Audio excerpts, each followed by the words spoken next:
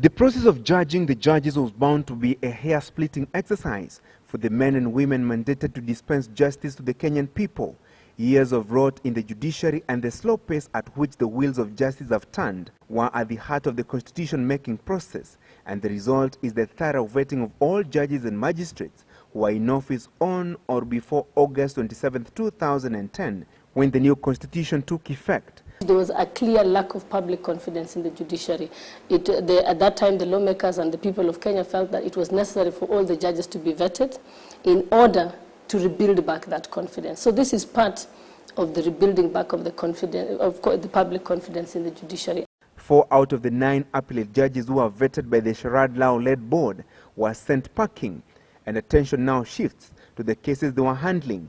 Already, the judiciary is weighed down by a backlog of cases as thousands of litigants wait for months, if not years, for the wheels of justice to grind. The 4 judges who are deemed unsuitable to hold office have 7 days to appeal. Our immediate reaction first is we're in the business of delivering justice. So the most important thing is to say what happens to the litigants that were before our courts. And as we speak now, now that we have the names of the judges, only this morning our officers will now start flagging out all the cases that were pending before these benches, and then bring a report to the Chief Justice by tomorrow, in which case now the Chief Justice will be able to announce the full impact. He'll be able to say there was 3,000 pending cases in the Court of Appeal, so many were before the judges affected, this is the way we are going to handle them. So the benches will have to be reconstituted. However, it is not all gloom, and business will not necessarily grind to a halt in the Court of Appeal. There are 12 judges who will continue dealing with judicial matters at the appellate stage in the country. It's a small price to pay according to the executive and the judiciary. And of course, as we go along, there will be collateral damage. But we must also, as a nation, be prepared to pay the price to ensure that these reforms are carried out and that our institutions are renewed and rebuilt. What has happened today, in my opinion, ought to be a warning that Kenya is changing.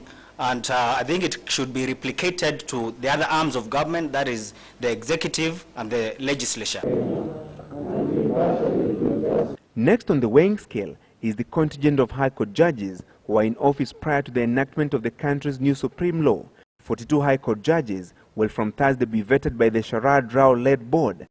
2 Supreme Court judges, Jackton Boma Ojwang and Mohammed Ibrahim, who are serving in the High Court before their appointment to the country's highest court, will still have to be vetted afresh. Thus, the board's objective was not to punish, to discipline, exonerate, or reward a judge, but to help restore public confidence in the judiciary. Once the broom has swept the undesirable elements in the High Court, magistrates will next be on the line, all in an effort to leave the judiciary a sparkling, clean institution that Kenyans will once again have confidence in. The verdict of the vetting board could be the clearest indicator that the process of cleaning up the judiciary has begun in earnest, and with 4 of the 9 appellate judges facing the axe, then High Court judges and magistrates with questionable character and integrity issues can as well begin bidding farewell to the institution charged with the responsibility of dispensing justice. Francis Gachuri, Citizen Live at 9, Nairobi.